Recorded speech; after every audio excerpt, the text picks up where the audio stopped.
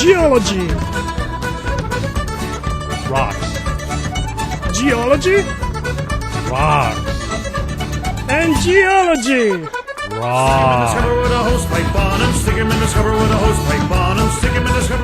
This is Mini Geology, your weekly radio show about geology, and here we are on KPFT HD2 channel, putting in connection our beloved discipline of geology with the rest of the world and society at large. This is Daniel Minizini, your inquisitive geologist. I'm here today with a very good friend, Steve Bergman. Welcome! Thank you, Daniel. It's great to be back. Steve is one of us. He has been working in oil and gas companies, then in the academia, then back to the corporations, very active with the non-profits, sitting in a lot of panels, author of several authors and books, but now retired. No one ever retires until they die. Steve, how's your spirit? Fantastic. Tell me more about your spirit. Tell me more about your spirit as a retiree, you say? Yes, but not really retired, because retired it's sort of an end, and really retirement is just a beginning. But you retired from a job working for an employer. Correct. I made a transition out of the normal employment world, and now I get to pursue passions that I've had for many years, and many of which I've always pursued, but now I can spend a lot more time focusing on them. How many years ago did you retire? 2 years. 2 years ago. Yes. Okay, again, how's your spirit? Improved, much improved, thank you. Improved from where? What's your benchmark? Well, the last day or of work? No, it's melancholy, because leaving a team of people that you enjoy working with is hard, and you move into a different world. But now, having the opportunity to live in a place like the Pacific Northwest and enjoy Mother Nature to its fullest is quite a benefit, and very lucky. Balsamic.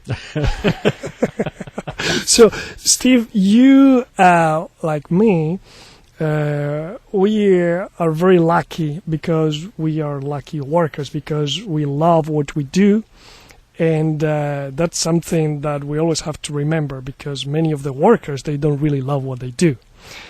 So in that sense, I was always really enjoying my job. So, and it's really ironic that I would have worked for nothing. I mean, because the kinds of things that you get to do as a geologist, you shake your head and you wonder, a lot of people get to do this stuff and pay to do it, but here they are paying me to do it. I mean, it's sort of a really lucky thing.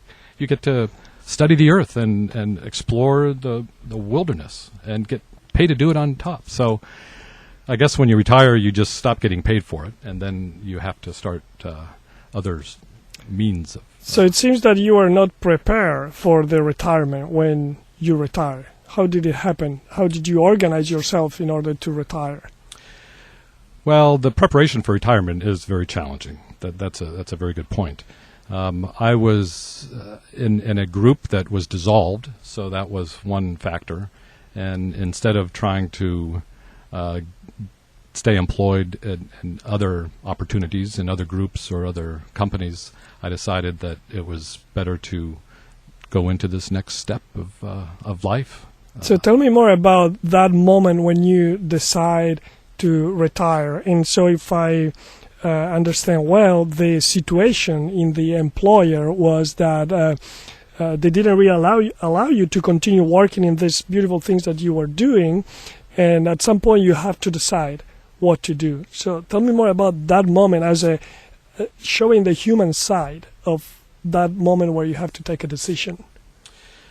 That's a very interesting question, and I'd really need to be laying down on a couch in front of a therapist. Okay, do you want to lay down? I really disconnect the mic in here. But really, this 2 years ago, it was really the second time that I was faced with that type of a decision, because in 1999, my previous employer, Arco, was purchased by BP, and they closed down the research lab, the new owners. And so that gave me a choice of deciding what to do next, and that's when I moved into academics for 5 years, teaching courses in Dallas, at UT Dallas and Southern Methodist University, courses like earthquakes and volcanoes and the geology of wine and diamonds. But at that point, you were facing a decision, but you didn't even thought about retiring.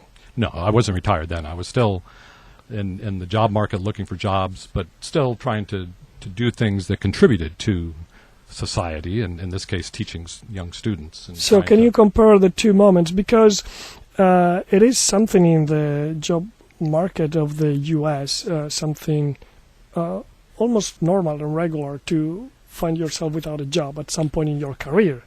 But this is something not typical or common in other places like in Europe, where I come from. So that is why I'm asking you. I would like you to describe this thing that it could be simple. You don't even think about it, but there are many people that they find themselves without a job, and they're kind of ashamed. Yeah, you can take it any number of ways. So it does require a lot of rationalization and spin in one's mind on how you're going to deal with it. But really, the opportunities that are out there are just immense, and it's all about discovering what's really interests you and what you're passionate about, and how you really want to take these short number of years that we've all got on this planet to really try to make a difference. I think most geologists have sort of the interest of our planet in high on their list, and trying to make it a better place.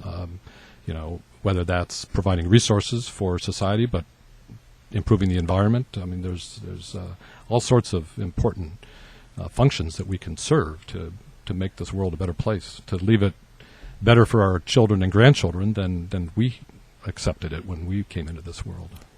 You mentioned that you think about the years that you have in this planet before making some choices.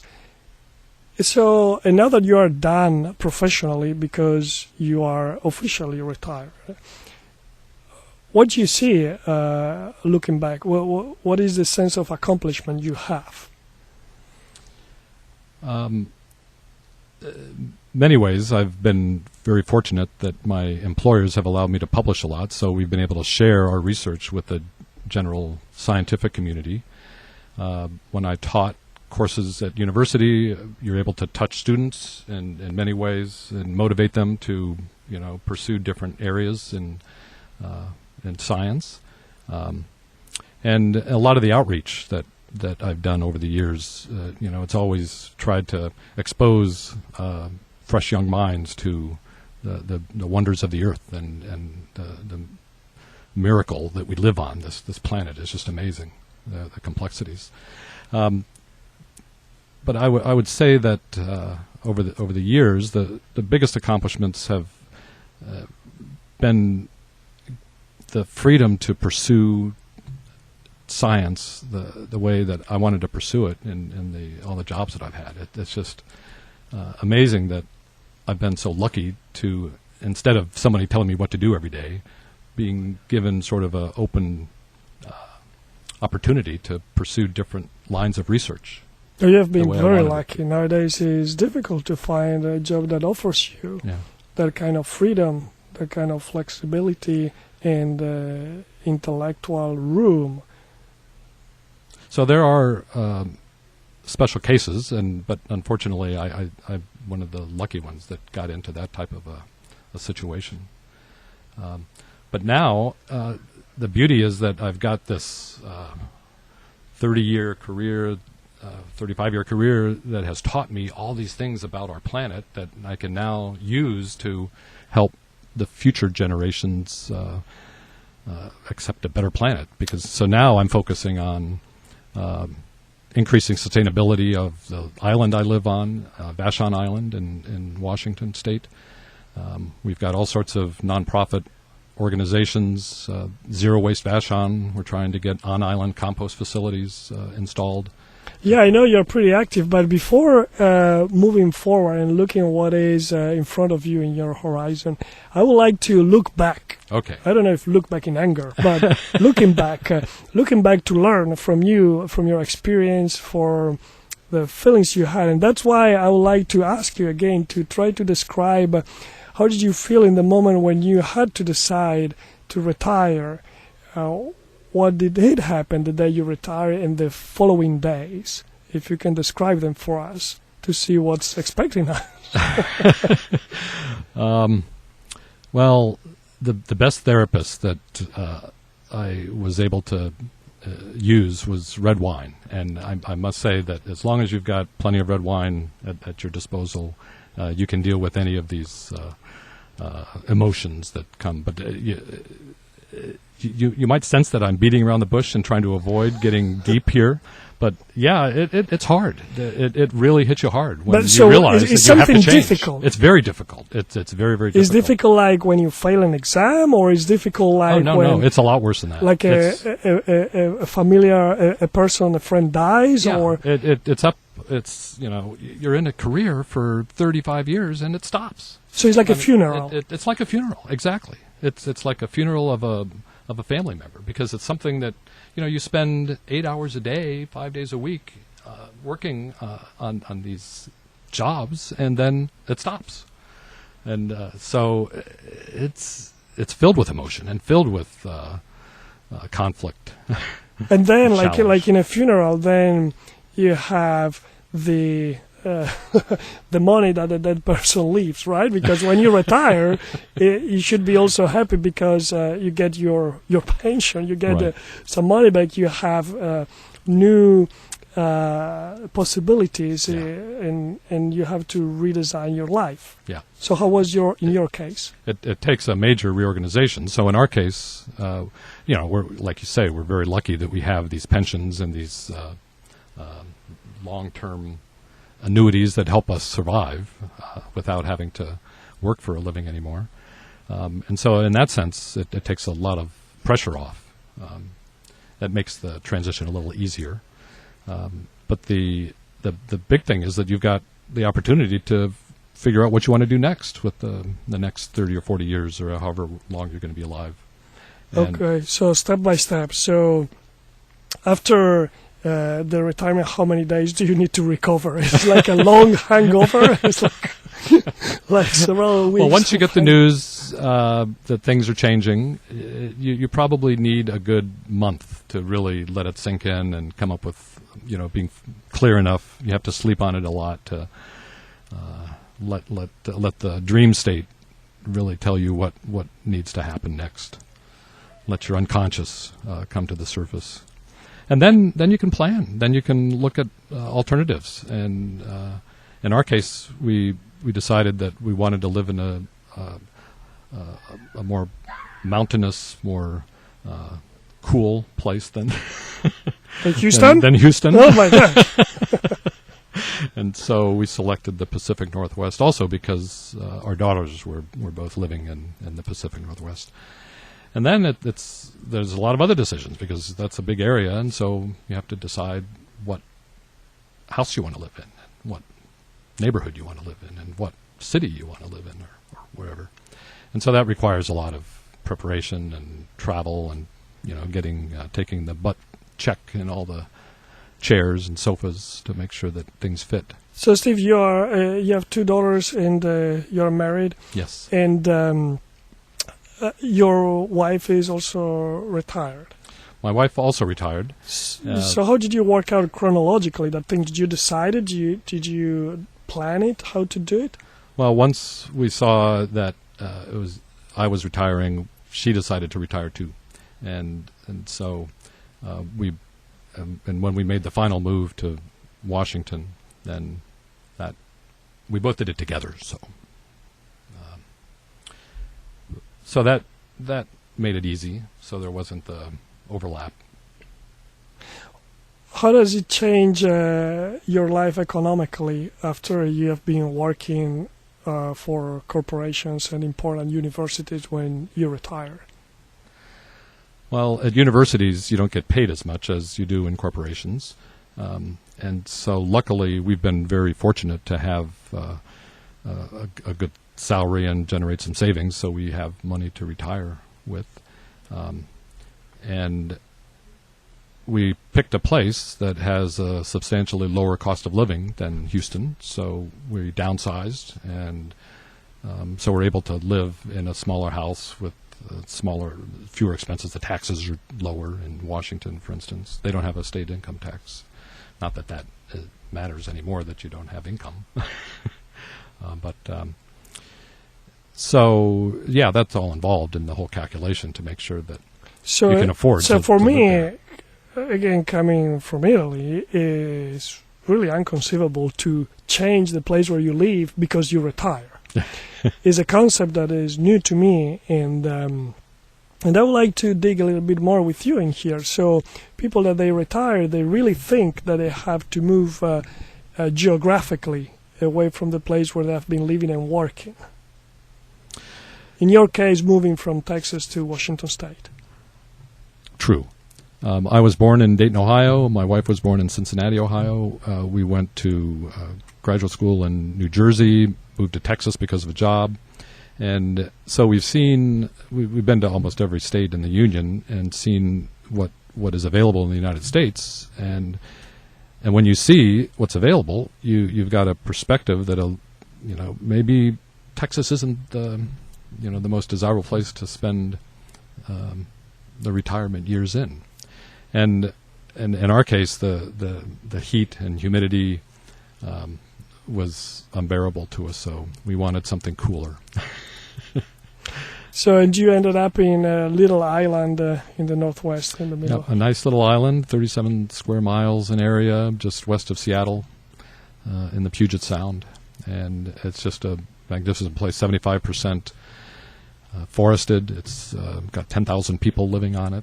So beyond your extraordinary things that you do in your retirement, how is your daily a day of your life as a retiree?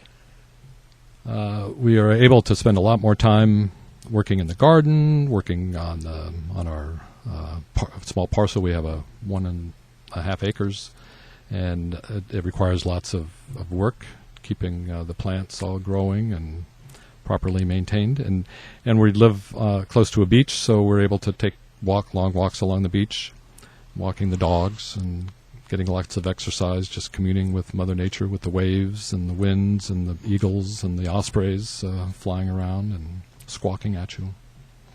So it's a way of just really spending every day as you would on a vacation if you were working. It's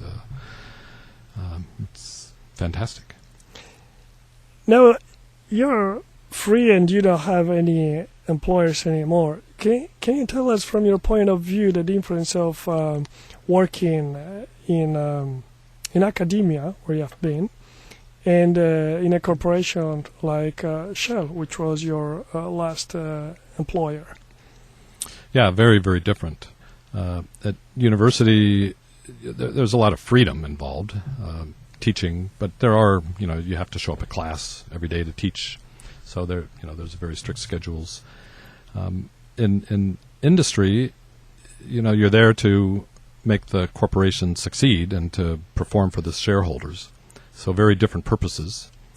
In academics, you're there to enlighten young minds and give them the tools they need to go out and be productive citizens, but the corporation is really, the bottom line is to perform for the stockholders, to increase the value of the company.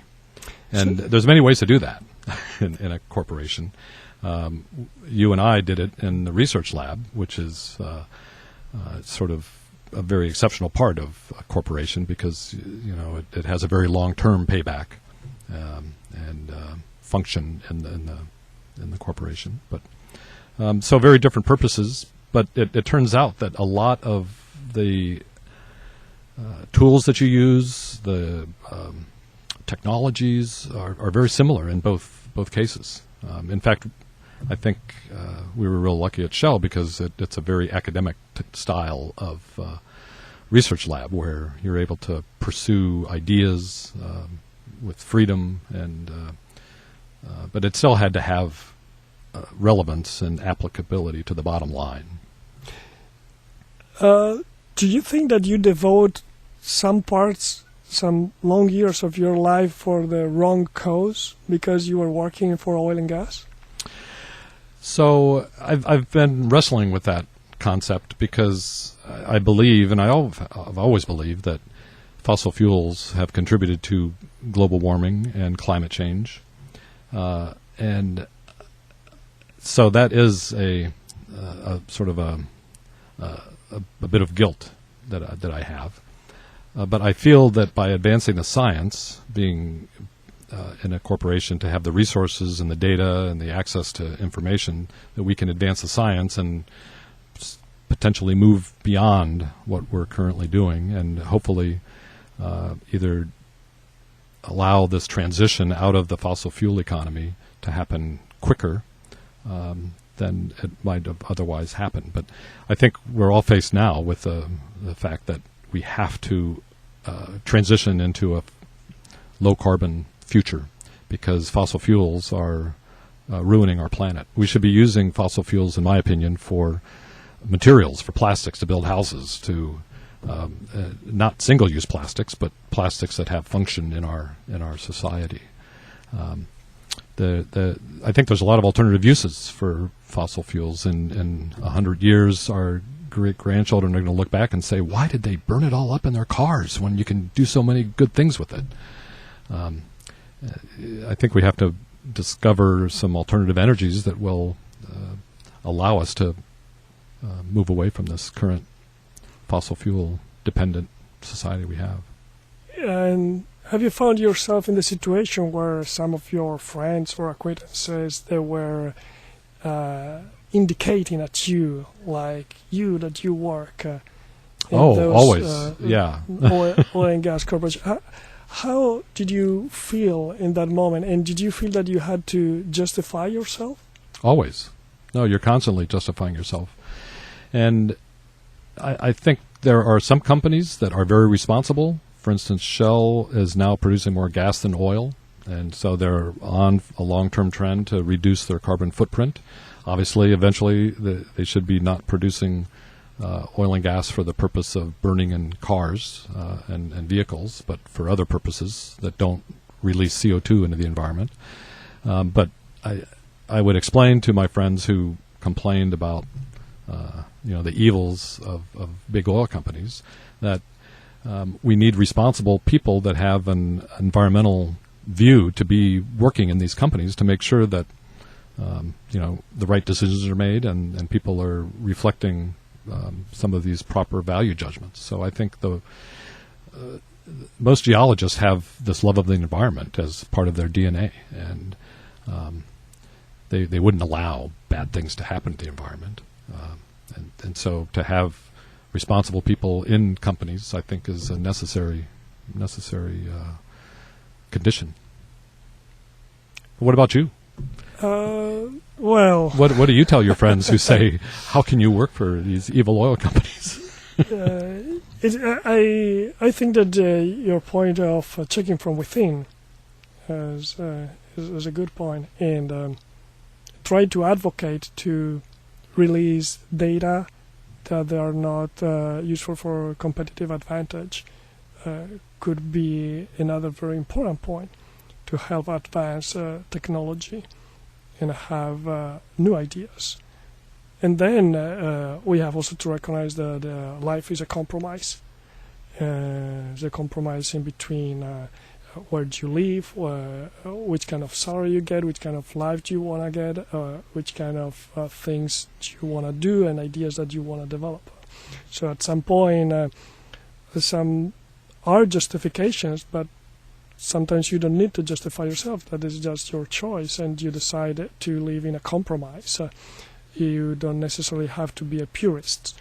Some of us are purists, and they are purists working in an environment like oil and gas where they don't feel good. Some of us, we find compromises, and we feel okay working in an environment that is always a topic of a talking point. So do you feel guilty ever? I don't feel guilty, no. But I see that we have to talk about this.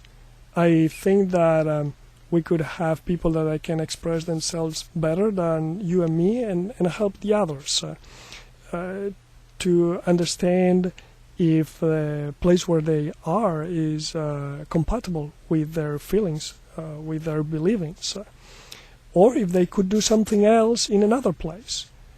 In my case, I think that where I am in this time is the best that I can offer to a society at large. Doing other things, for instance, doing this radio program here at KPFT HD2, I wouldn't be able to do it if I was working for another employer or if I was working for myself. So I think that is an important point to let people like you, that I said you're one of us, to talk about these things, because we don't have meetings in the companies, neither in the universities where we talk about this. Yeah. As many other topics like where do you publish? Do you need to publish? How do you allow students to grow up responsibly? Is it right to follow all the rules and regulations that are made internally to your own corporations? Things that they could be taboos or topics that you never mention. So what other questions do you have, Daniel? Give me the really hard ones.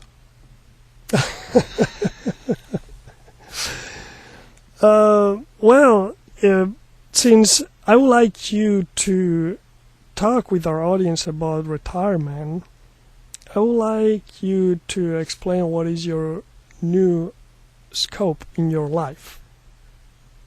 That is, I think, a tough question, because you have to be very introspective and sincere to try maybe to say also that you don't know. We never have always the right answers to the questions. So I think that if you, with the retirement, you feel that you have gone beyond a funeral, it seems that you are in another age, well, let's say a third or a fourth age. So first you study, you're a student, then you work, you're a worker, and then you retire, you're a retiree. So it's a third age, and sometimes when we work, our main goal is something blurry that we don't know very well. But if you have kids, it's like raising your kids well and giving them as much as you can or as you think is good for them. But then at the point of your life when you retire, you don't have that necessarily you have those thoughts anymore. So the question is, what is the scope of your life now? Well, the scope of my life now is sort of a combination of some of the things that happened before retirement, because I'm continuing to collaborate with a lot of scientific colleagues like yourself in publishing papers and continuing with trying to share some of our new data and insights and understanding of how the Earth works. So that's a continuation, and I'm glad that that's happening.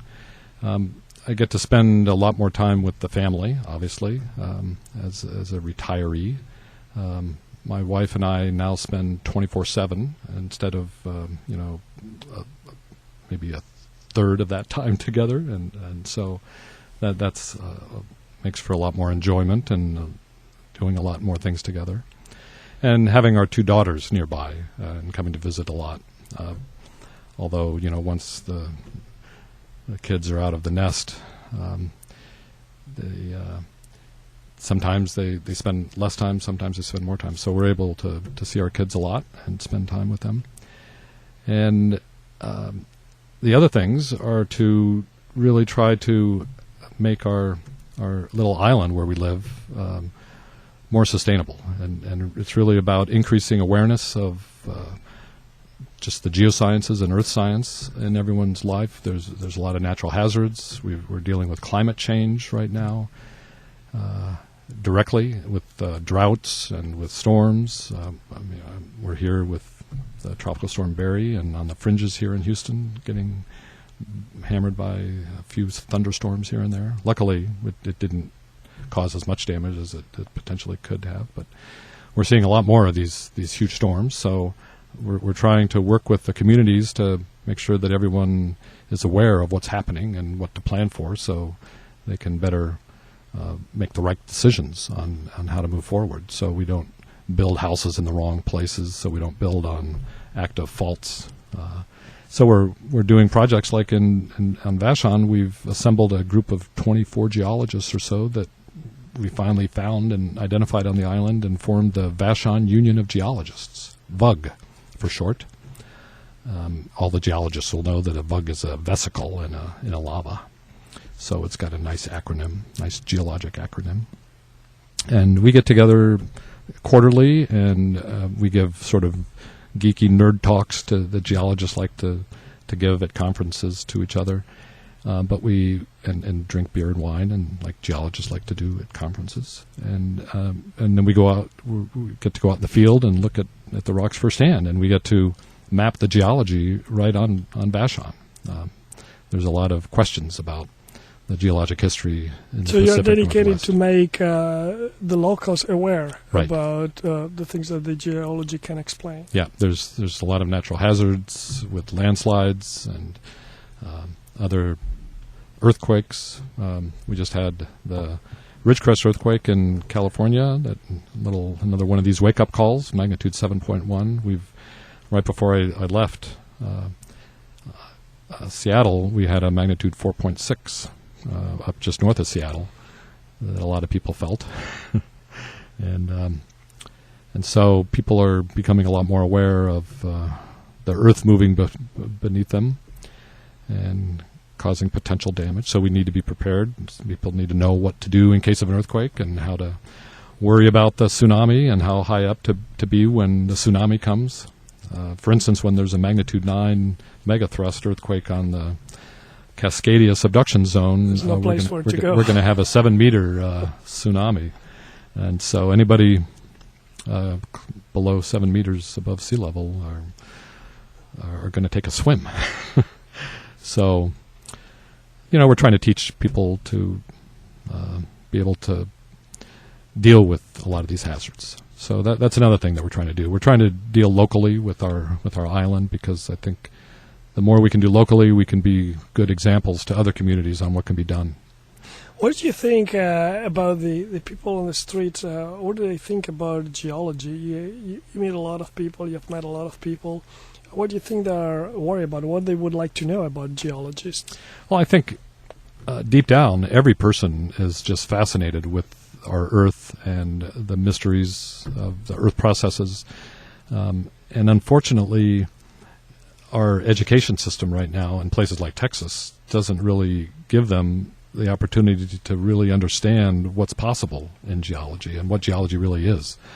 On television, the popular version of geology, if you watch The Big Bang Theory, the geologist is the dork that everybody makes fun of on television.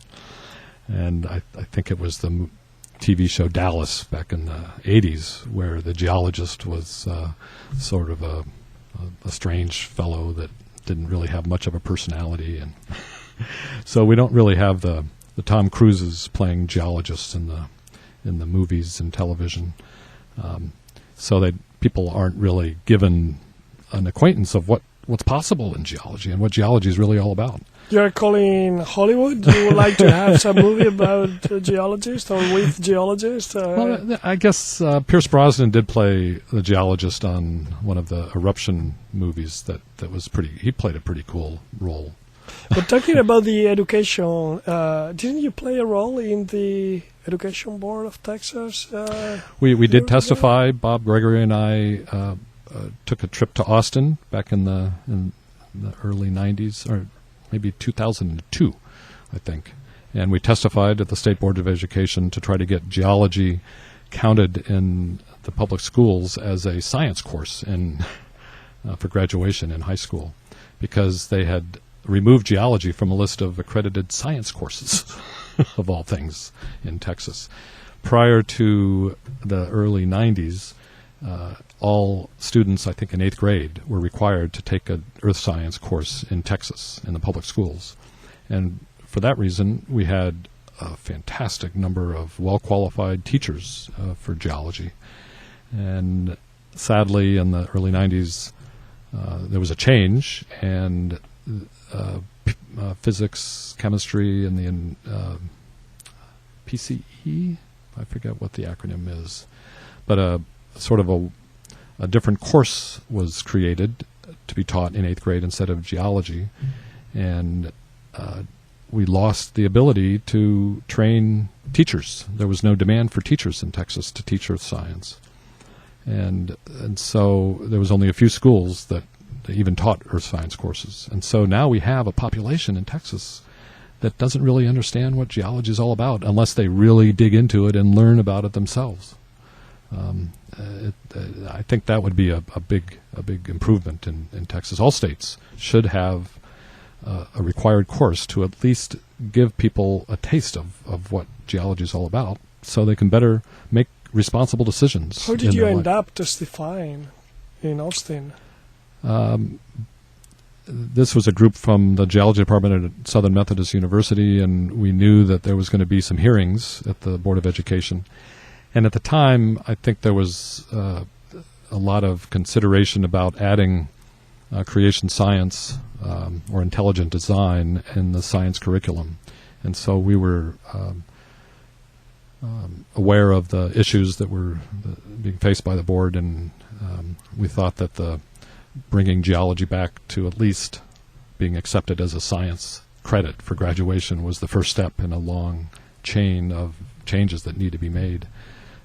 So we just heard about the hearings, and we requested to be on the list of witnesses or people to make comments. So I brought my piece of the Odessa meteorite that was given as a retirement gift from ARCO by Jamie Robertson. Thank you very much, Jamie, for that. But it's a 10-pound piece of the Odessa meteorite that fell to West Texas in about 20,000 years ago and made a huge crater. And I took it and I brought it up to the Board of Education and gave it to them each to hold, and we talked about that a little bit. And it the act of just holding a rock and understanding where it's been, that this rock was floating around in the solar system for billions of years before falling to Earth 20,000 years ago, it just really changes your perspective of how a wonderful, complex world we have. I think the more people that can hold really cool rocks, it really has an effect on them. What was the reaction of the board? They all felt it and commented about it and seemed to like it, and it stuck with them too, because I think some of them even said that they're never going to forget this experience. So yeah, we do have a lot to do in earth science education in the United States.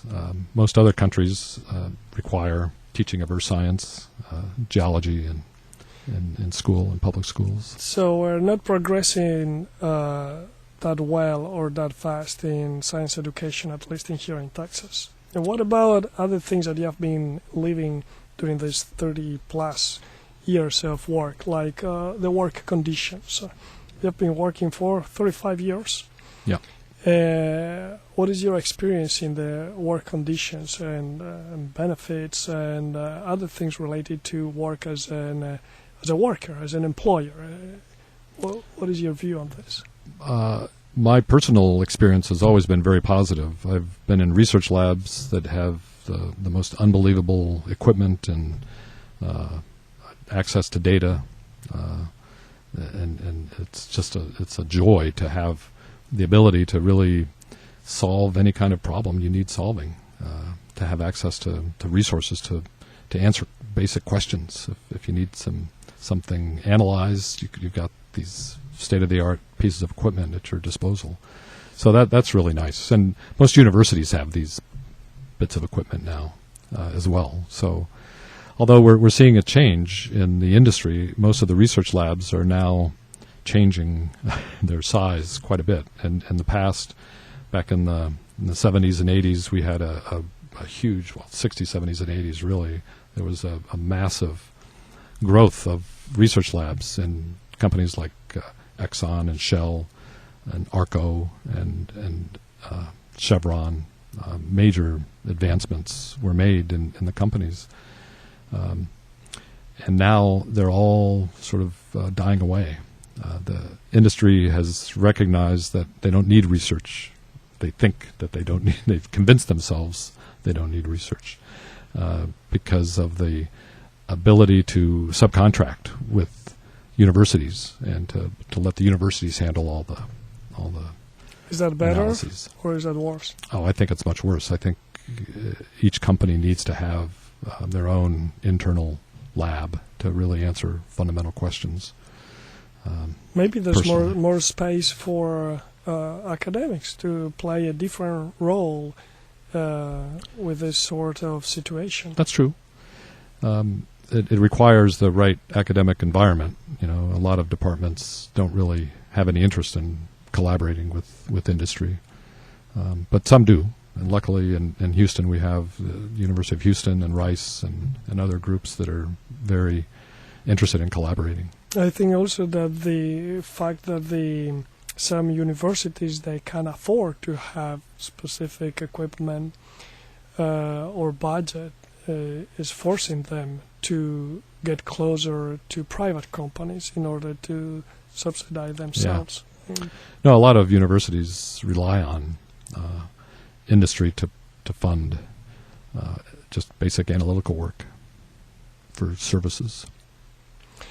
So I have here a couple of words that I wrote to test you if you think that they are new or old, or what do you think about that, like books.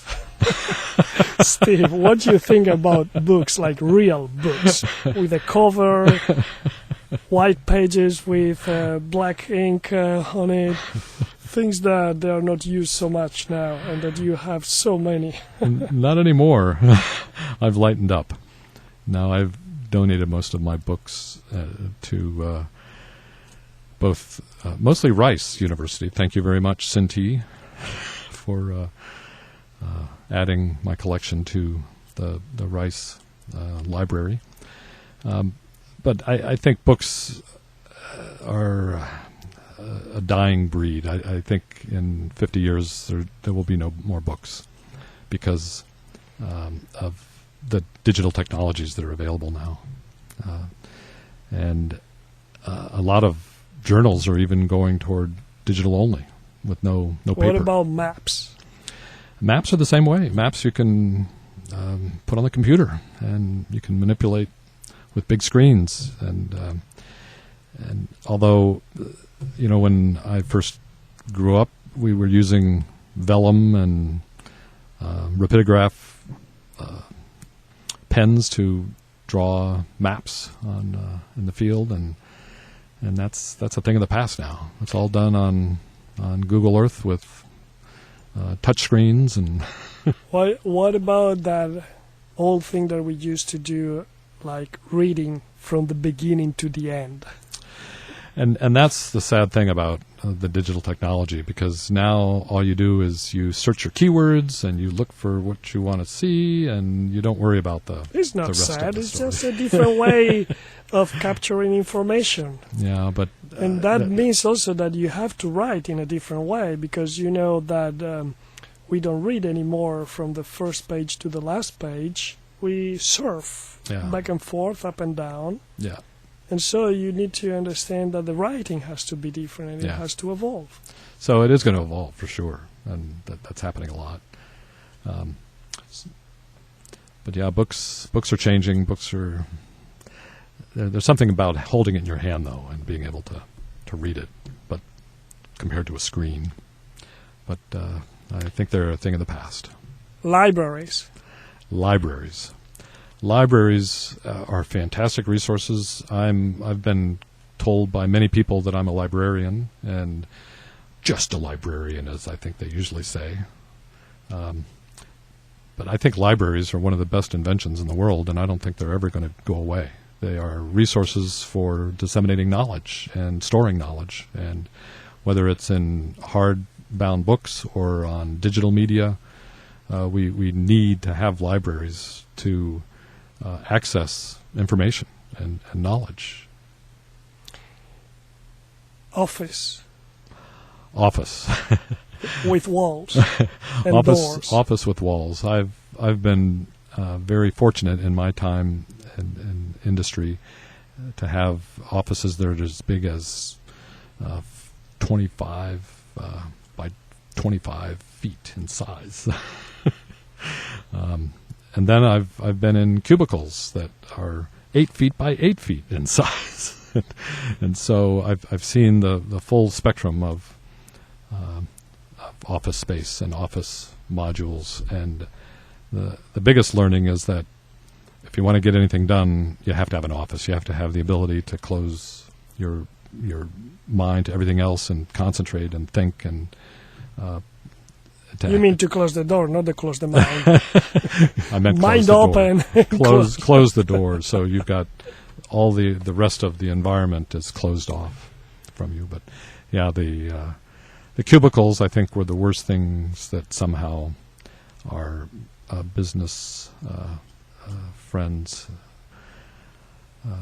let creep into the industry. Fieldwork. Fieldwork is the reason that geologists are geologists. It's the best part of geology, to get out and experience Mother Nature face to face. I've been so lucky to be given the opportunity to travel around the world to places like the Brooks Range in Alaska and Sulawesi and New Zealand and Oman and Burma. It's just amazing to see rocks in their context on the ground, and then be able to use that understanding in interpreting what things are going on in the subsurface. You have to see the surface to really appreciate. What about the geology stuff today? What is the relationship with field work, according to your knowledge? Well, it's clear that less field work is done, and a lot of universities even are evolving. The pendulum seems to be swinging quite a bit. When I went to school, field work was given a really high regard back in the 70s, and then there was a period where everything was done in the lab and nobody went to the field anymore. And now they seem to be going back in the field a lot more and realizing that the field has a lot of answers and is necessary to really show us the way and show us how to really understand the Earth. Steve, do you know a lot of geologists that they are retired, like similar in your situation? Yes, I do.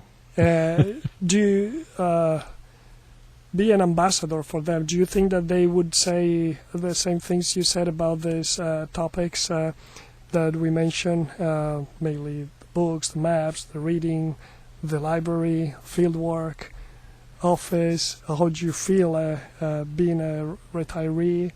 Or there are many different points of view in the few people that you know? I think I'm typical of most of my colleagues that have retired. I think most people are still pursuing their interest in geology. I don't know many that have totally walked away from it and just stopped cold turkey. I don't think you can. It's part of the DNA, you know. They're mainly volunteering somewhere? I think, most are volunteering and doing, giving back to the community and to society. I think there's a lot of causes out there that need help, and I think most of them are involved in those types of things. It is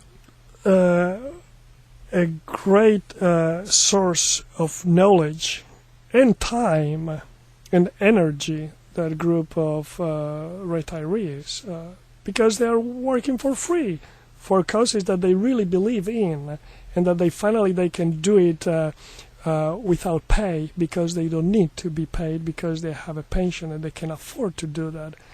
I think that should be something that we should all benefit about it. We should be maybe a little bit more organized in order to to benefit from this great knowledge and time that people like you can dedicate to the society? Well, I think it's, as we live longer, I think we've got more time to spend doing these types of things. And geologists are one of those professions that are richer and more knowledgeable when they have more experience, as far as they have memory. So retiree geologists, I think, that are a very special kind of professional that we have to take care about it. And before we go, I would like you to say a few words to the youngsters that they invested their studies in petroleum geology, one of those disciplines that we were debating about before. What do you have to say to them once they have invested a lot of time and money and efforts to study petroleum geology, and for what you say, they should look at other source of energy that they are found thanks to geology, but not the petroleum? Well, I think there's always going to be use for petroleum in our society. Maybe not burning in internal combustion engines, or in power stations to generate electricity. But I think there's other uses that exist. So I think there's always going to be need for petroleum geologists. And I do believe, though, that there are many other energies that need a lot of attention and research, alternative energies. And so geothermal, for example, it's sad that nuclear seems to be sort of off the... it's rather debatable now about the future of uranium and thorium as energy sources because of a lot of the hazards and costs and some of the environmental catastrophes that have happened, such as Fukushima and others. But I think we have to find some alternatives, and so we need some bright people that are interested in solving these problems. And so I think as geologists we've got tools that we're trained with, and we can apply those to any number of problem-solving areas. And it doesn't have to be in producing oil for internal combustion engines. It can be producing oil for other applications that benefit society, that don't involve the emission of carbon dioxide into the atmosphere. That's the issue that we're really facing right now with rising carbon dioxide levels, and recognizing that it has a big impact on the environment. What would you like to say or suggest to employees that never think about their plans for retirement because they think that is too way down the road? I'd say we should all be thinking about the future and have in the back of our minds what we're going to be doing. My wife and I spent the last 20 years trying to figure out what part of the U.S. we wanted to live in. So we've always talked about it, and weighing the positives and negatives and for each area, trying to figure out what would be the most optimal environment. And so I think the sooner that you can start looking at alternatives and doing the face-to-face butt checks on all the wonderful areas we have in the world, you can really pick where you might want to end up to spend some quality time. And finally, to the soon-to-be retirees, the ones that they are very close and they're living those moments that you describe at the beginning of the program, what would you like to tell them?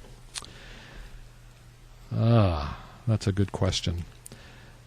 Just realize that the sky's the limit on what you can do, and it's just a matter of really discovering what really interests you, and to figure out the next steps.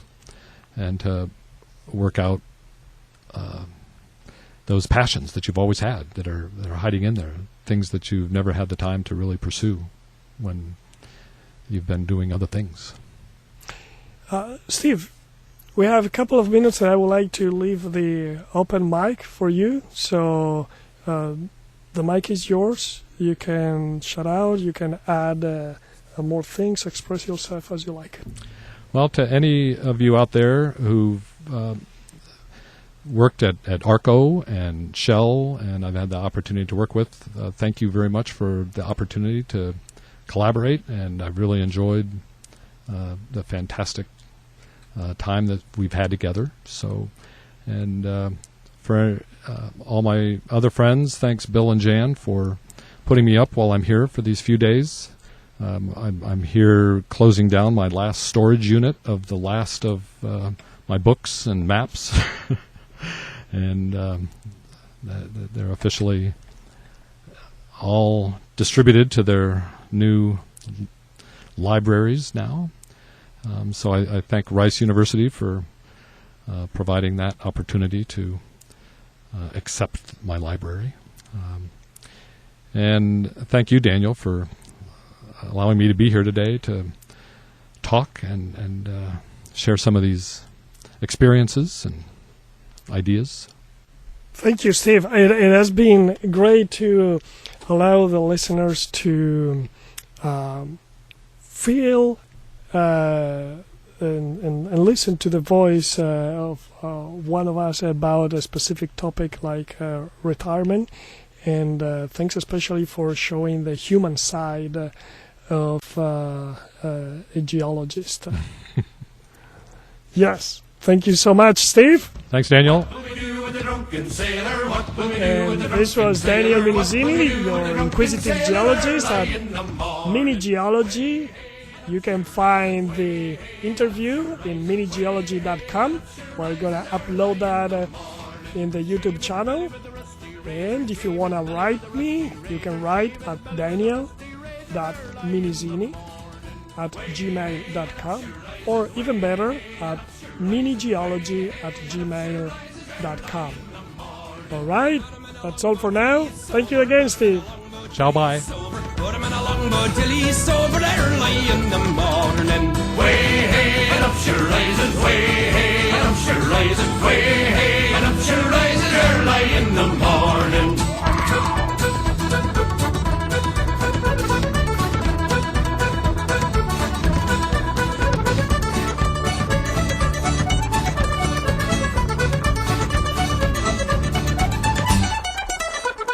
Stick him in the scupper with a hose pipe on him. Stick him in the scupper with a hose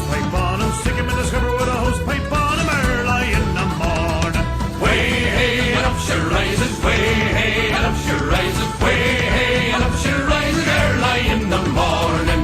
Put him in the bed with the captain's daughter. Put him in the bed with the captain's daughter. Put him in the bed with the captain's daughter early in the morning. Way hey, and up she rises. Way hey, and up she rises. Way hey, and up she rises early in the morning. That's what we do with the drunken sailor. That's what we do with the drunken sailor. That's what we do with the drunken sailor early in the morning.